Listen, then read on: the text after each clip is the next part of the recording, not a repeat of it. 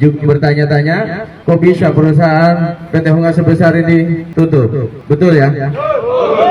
Momen sedih PT Hung A Cikarang dinyatakan gulung tikar, ratusan karyawan melongo.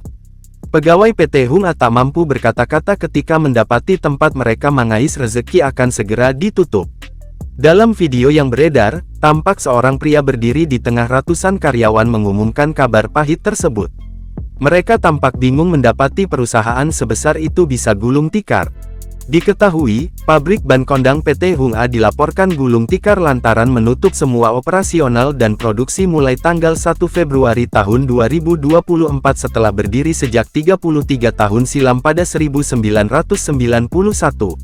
Pengumuman ini diketahui publik lewat video viral di sosial media yang diunggah sebuah akun Instagram @bekasi.kita.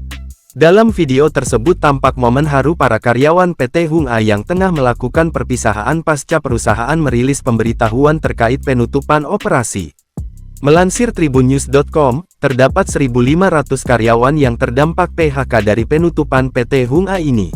Februari 2024, perusahaan PT Hung A melakukan penutupan operasional perusahaan sesuai dengan surat keputusan direksi nanti yang akan ditempelkan.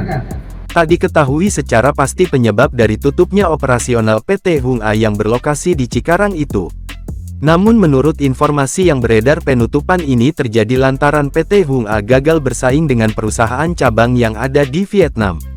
Hal tersebut kian diperparah dengan adanya isu penurunan orderan.